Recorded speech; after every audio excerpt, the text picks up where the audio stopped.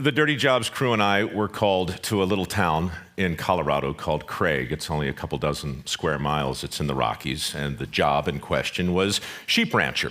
My role on the show, for those of you who haven't seen it, it's pretty simple. I'm an apprentice, and I work with the people who actually do the jobs in question, and my responsibilities are to simply try and keep up and give an honest account of what it's like to be these people for one day in their life. Job in question, herding sheep. Great. We go to Craig, and we check into a hotel, and I realize the next day that castration is going to be an absolute part of this work. So normally I never do any research at all, but this is a touchy subject, and I work for the Discovery Channel, and we want to portray accurately whatever it is we do, and we certainly want to do it with a lot of respect for the animals. So I call the Humane Society and I say, look, I'm going to be castrating some lambs. Can you tell me the deal?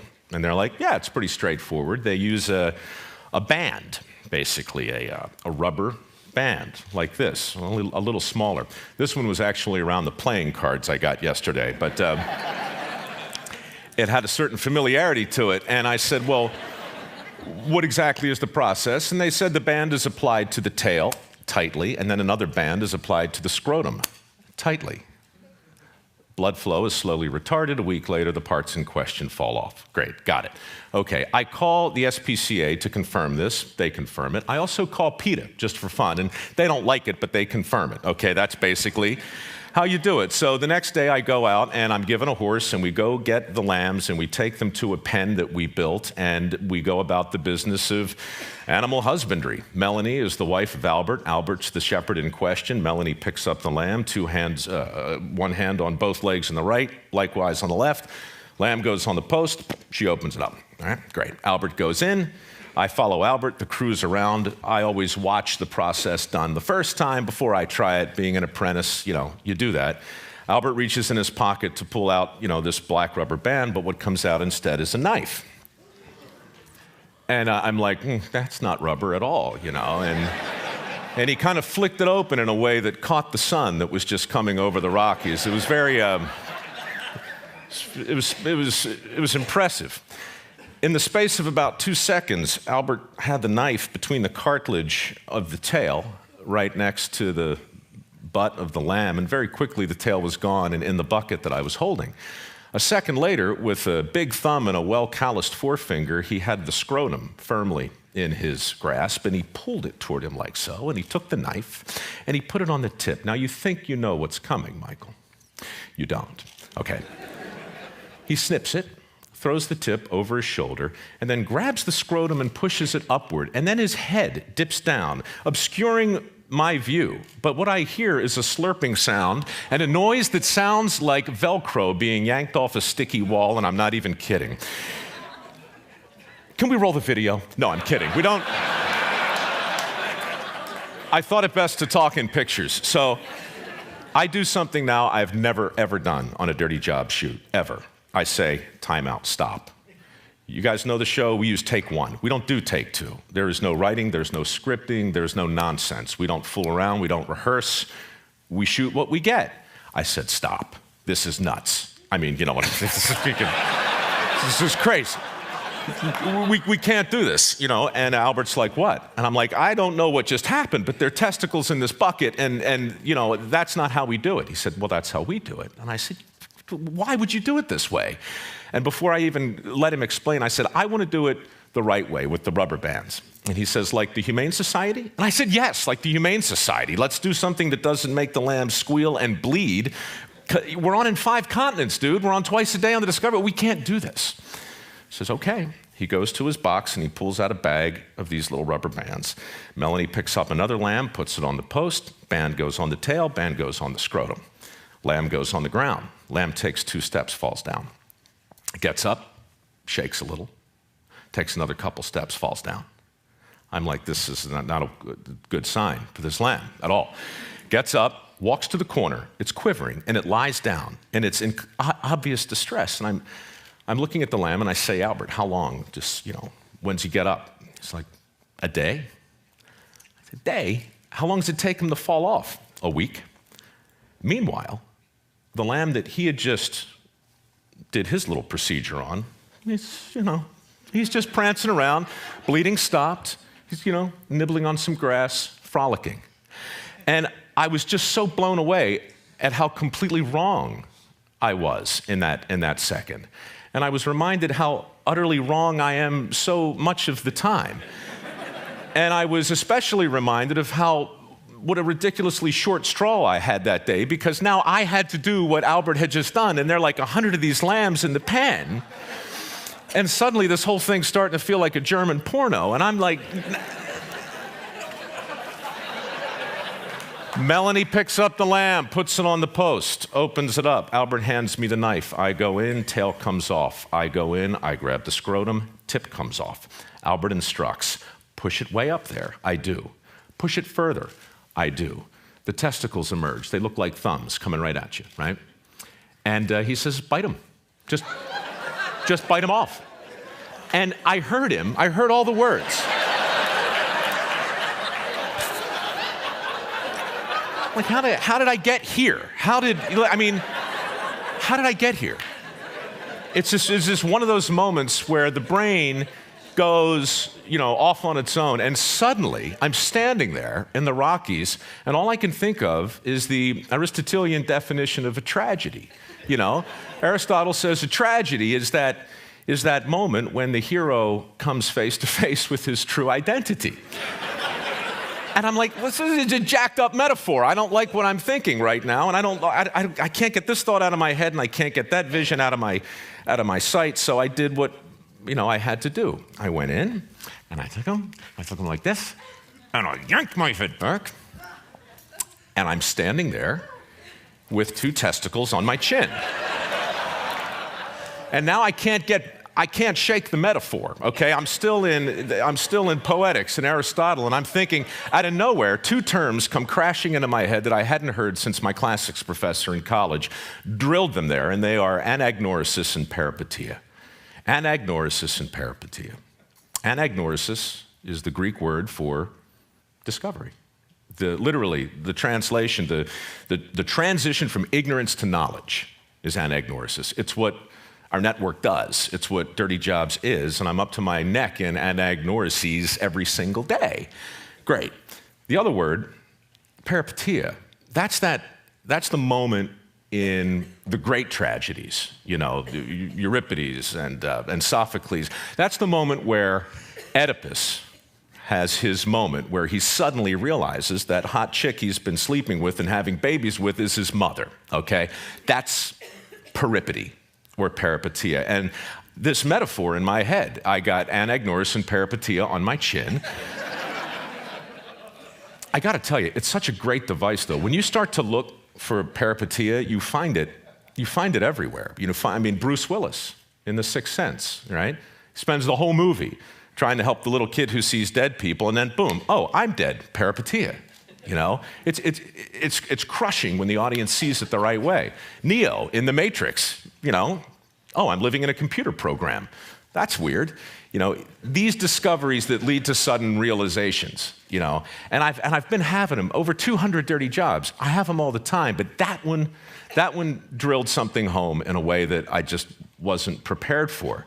And as I stood there, looking at the happy lamb that, I had just defiled, but it looked okay.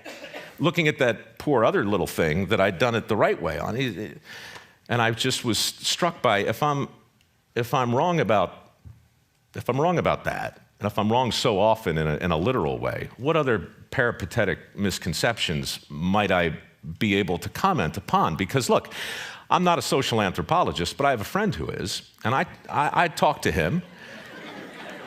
And he says, hey, Mike, look, I don't know if your brain is interested in this sort of thing or not, but do you realize, you've shot in every state. You've worked in mining, you've worked in fishing, you've worked in steel, you've worked in every major industry. You've had your back shoulder to shoulder with these guys that our politicians are desperate to relate to every 4 years, right? I can still see Hillary doing the shots of rye, dribbling down her chin with the steel workers. These are the people that I work with every single day. And if you have something to say about their thoughts collectively, it might be time to think about it because, dude, 4 years.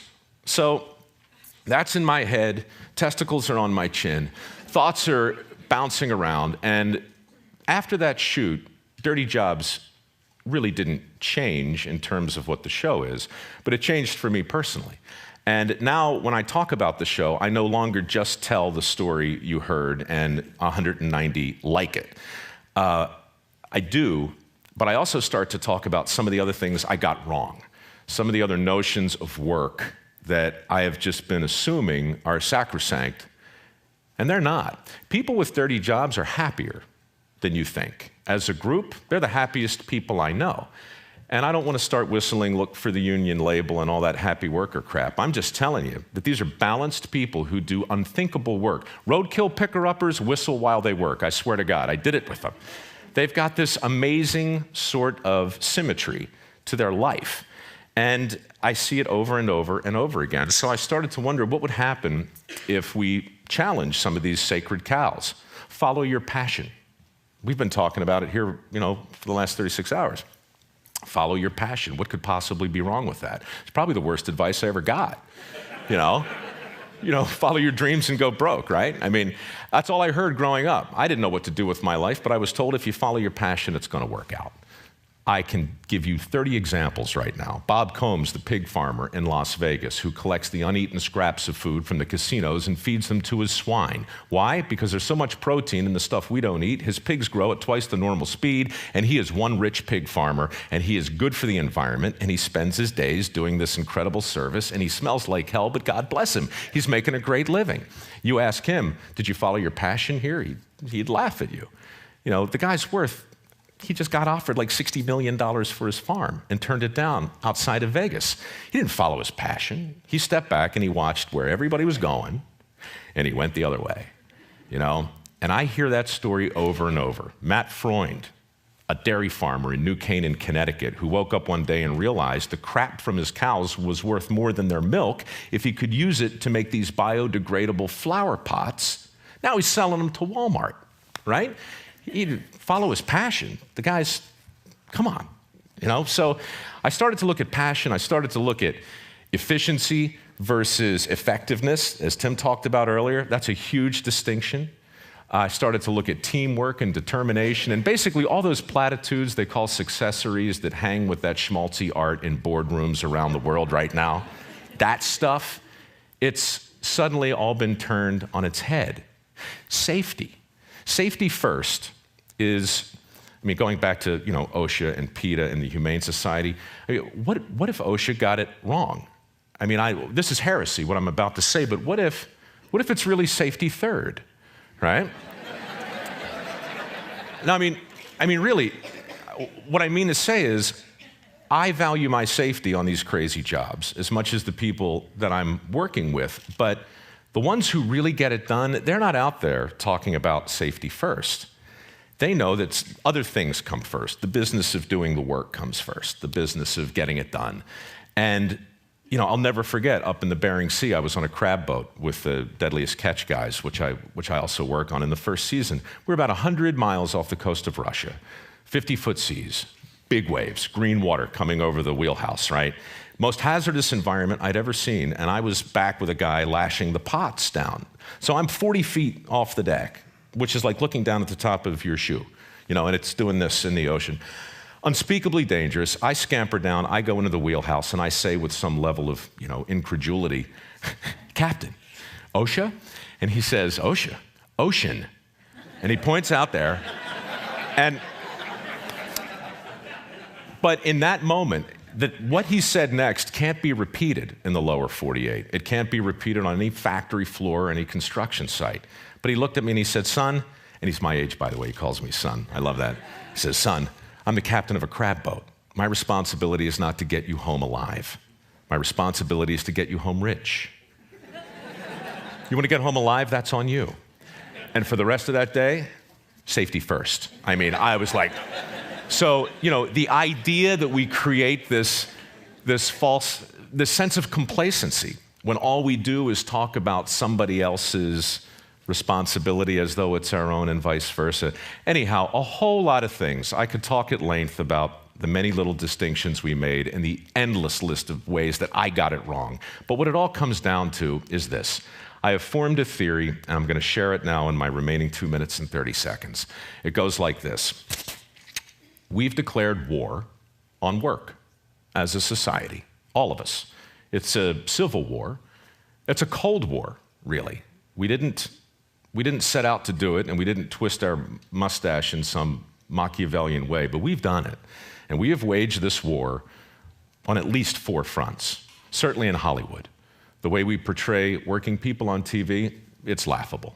If there's a plumber, he's 300 pounds and he's got a giant butt crack, admit it. You've seen him all the time. That's what plumbers look like, right? We turn them into heroes or we turn them into punchlines. That's what TV does. We try hard on dirty jobs not to do that, which is why I do the work and I don't cheat. But we've waged this war on Madison Avenue. I mean, so many of the commercials that come out there in the way of a message, what's really being said? Your life would be better if you could work a little less, if you didn't have to work so hard, if you could get home a little earlier, if you could retire a little faster, if you could punch out a little sooner. It's all in there, over and over again and again. Washington, I can't even begin to talk about the deals and policies in place that affect the bottom line reality of the available jobs, because I don't really know. I just know that that's a front in this war. And right here, guys, Silicon Valley. I mean, how many people have an iPhone on them right now? How many people have their Blackberries on? We're plugged in, we're connected. I would never suggest for a second that something bad has come out of the tech revolution. Good grief, not to this crowd. But I would suggest that innovation without imitation is a complete waste of time. And nobody celebrates imitation the way dirty jobs guys know it has to be done. Your iPhone without those people making the same interface, the same circuitry, the same board over and over, all that, you know, that's what makes it equally as possible as the genius that goes inside of it. So we've got this new toolbox, you know. Our tools today don't look like shovels and picks. They look like the stuff we walk around with. And so the collective effect of all of that has been this marginalization of lots and lots of jobs. And I realized, you know, probably too late in this game, I hope not, because I don't know if I can do 200 more of these things, but we're going to do as many as we can. And to me, the most important thing to know and to really come face to face with is the fact that I got it wrong about a lot of things, not just the testicles on my chin. I got a lot wrong. So we're thinking, by we, I mean me, that the thing to do is to talk about a PR campaign for work. Manual labor, skilled labor. Somebody needs to be out there talking about the forgotten benefits. I'm talking about grandfather stuff, the stuff a lot of us probably grew up with, but we've kind of lost a little. Barack wants to create 2.5 million jobs. The infrastructure is a huge deal. This war on work that I suppose exists has casualties like any other war. The infrastructure is the first one. Declining trade school enrollments are the second one. Every single year, fewer electricians, fewer carpenters, fewer plumbers, fewer welders, fewer pipe fitters, fewer steam fitters. The infrastructure jobs that everybody is talking about creating are those guys, the ones that have been in decline over and over. Meanwhile, we got $2 trillion at a minimum, according to the American Society of Civil Engineers, that we need to expend to even make a dent in the infrastructure, which is currently rated at a D-. So if I were running for anything, and I'm not, I would simply say that the jobs we hope to make and the jobs we hope to create aren't going to stick unless they're jobs that people want. And I know the point of this conference is to celebrate the things that are near and dear to us. But I also know that clean and dirty aren't opposites. They're two sides of the same coin, just like innovation and imitation, like risk and responsibility, like peripeteia and anagnorisis, like that poor little lamb who I hope isn't quivering anymore, and like my time that's gone. It's been great talking to you, and get back to work, would you?